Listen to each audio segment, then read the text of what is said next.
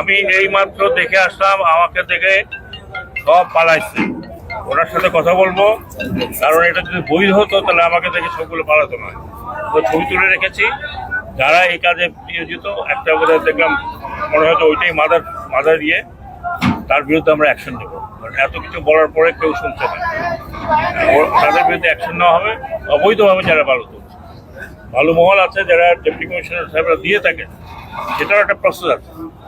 এইভাবে যদি বালু তুলতে থাকে নদী থেকে, তাহলে কোথাও গর্ত হবে এক জায়গায়, কোথাও চর পড়বে। এটা তো আমরা হতে দেই না।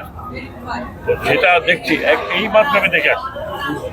শুনলাম যে এটা মুন্সিগঞ্জ আর চাঁদপুর ডিস্ট্রিক্টটা মাঝামাঝি, কি জায়গার নাম?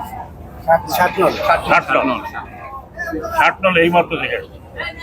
আমি বিরাশি থেকে দেখলাম, আমি না বেরোতে দেখতাম। এটা তো যারা স্থানীয় প্রশাসন আছে তাদের দেখার ব্যাপার। আমরা আশা করবো যে এই ধরনের যেন না হয়। আমি গিয়ে আবার সবাইকে